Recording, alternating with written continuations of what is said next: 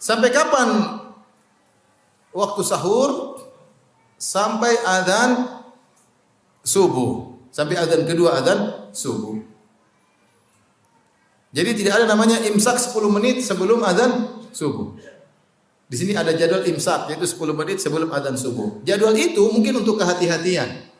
Bukan untuk tidak boleh makan dan minum. Artinya kalau ada orang teriak di masjid, imsak, imsak, berarti masih ada 10 menit. 10 menit lumayan, bisa 2 piring.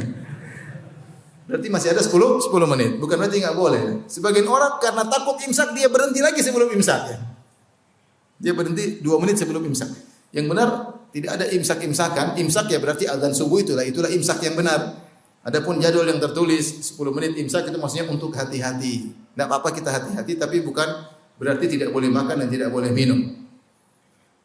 Ya. Jadi boleh makan dan minum sampai waktu imsak. Sebagaimana boleh berhubungan dengan istri sampai azan apa? Subuh. Karena Allah menyebutkan dalam rangkaian ayat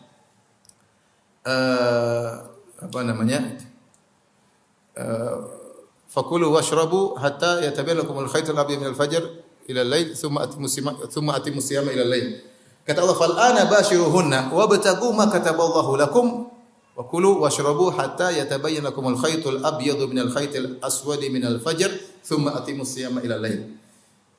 Kata Allah, dan sekarang di malam hari ya, carilah karunia dari istri kalian, itu silakan berhubungan dengan istri kalian.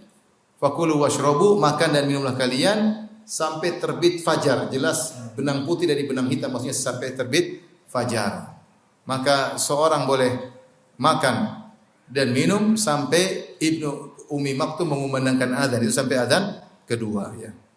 Jadi misalnya azan subuh. Di sini azan subuh jam berapa? 4:21. Sampai 4:20 masih boleh makan dan minum dan masih boleh berhubungan dengan istri, masih boleh. Tapi hati-hati. Waspada ya. Harus selesai sebelum makan dan minum, ya maksudnya ya, selesai. Dan inilah dalil sekaligus bahwasanya kalau terdengar azan seorang masih dalam kondisi junub, puasanya sah. Bukan syarat puasa kalau terdengar azan harus dalam kondisi suci, enggak. Yang penting seorang ketika azan dia sudah meskipun junub tidak jadi masalah. Yang penting pas sholat subuh jangan junub, intinya itu. Sebelum sholat subuh mandi dulu baru kemudian sholat subuh. Tapi dalam kondisi junub tidak jadi masalah meskipun sudah dikumandangkan azan, dan itu pernah dialami oleh Nabi sallallahu alaihi wasallam. Kata salah seorang istri Nabi sallallahu alaihi wasallam, Nabi sallallahu alaihi wasallam adrakahul fajr wa huwa junub.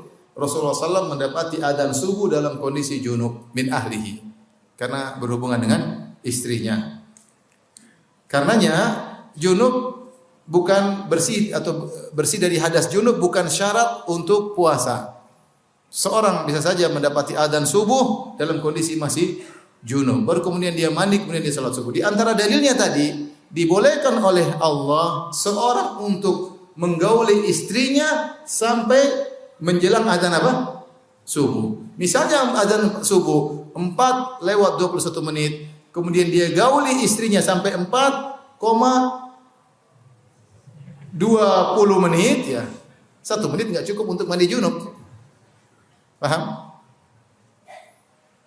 Taruhlah ketika dia sedang berhubungan tahu-tahu azan, maka wajib untuk selesai. Kalau dia lanjutkan batal puasanya. Wajib untuk apa? Selesai apapun yang terjadi. Kalau dia lanjutkan sudah azan maka batal puasanya. Kayaknya yang jomblo serius.